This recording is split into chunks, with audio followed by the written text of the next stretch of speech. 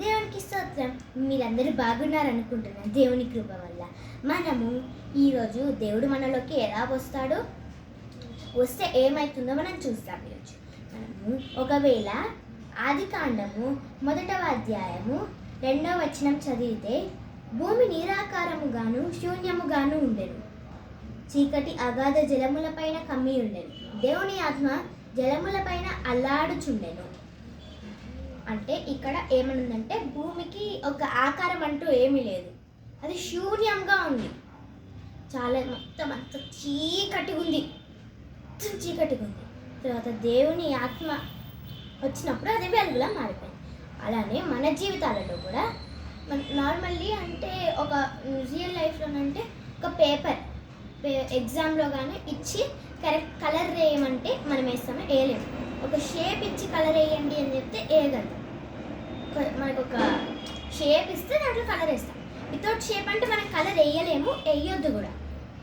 అట్లానే అంటే మనం ఫస్ట్ జీజస్ని ఏమని అడగాలంటే, ఆ కలర్ అంటే జీజస్ మనలోకి రావాలంటే ఫస్ట్ మనకు ఒక షేప్ ఉంది. కాబట్టి మన ఫస్ట్ పాయింట్ ఏంటంటే, జీజస్ మీరు మాకు ఒక షేప్ ఇవ్వండి, మాకు ఉండడానికి ఒక షేప్ ఇవ్వండి అని మనం అడగాలి. ఇంకా సెకండ్ పాయింట్ ఏంటంటే, ఇక్కడ ఏమనుందంటే మొత్తం భూమి శూన్యంగా ఉంది, కింద ఏం లేదు. ఇప్పటికీ కూడా భూమి శూన్యంగానే ఉంది, కింద ఏం లేదు. అటు ఇటు పడకుండా అంటే ఏ అపాయంలో పడకుండా దేవుడు కాపాడుతున్నాడు. అట్లానే మన జీవితాలను కూడా ఎటు పడకుండా అంటే ఏ అపాయాలలో పడకుండా కూడా దేవుడు మనం కాపాడాలని మనం అడగాలి. అది సెకండ్ పాయింట్. ఇంకో పాయింట్ ఏంటంటే,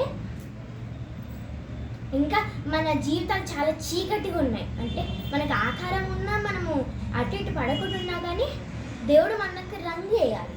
రంగు వేసేటప్పుడు అంటే మనం చాలా నల్లగా ఉన్నాం, అంటే చాలా డార్క్ సిచ్యువేషన్స్, అంటే చాలా అపాయాలు అన్నీ ఉన్నాయి, అన్ని ప్రాబ్లమ్స్ ఉన్నాయి. కానీ జీసస్ మనలోకి వచ్చినప్పుడు ఇక్కడ కూడా దేవుని ఆత్మ వచ్చినప్పుడు అంతా వెలుగుగా మారిపోయింది. అట్లనే మన జీవితాలలో కూడా దేవుడు మనలోకి వస్తే అంటే మనలో రంగును నింపిండు అనుకో, అప్పుడు మన జీవితాలు వెలుగులా మారి సంతోషంగా ఉండగలుగుతాం మనం. నాకు తెలిసి మీకు ఈరోజు వాక్యం అర్థమైంది అనుకుంటా. మళ్ళీ నెక్స్ట్ వీడియోలో కలుసుకుందాం. Bye bye.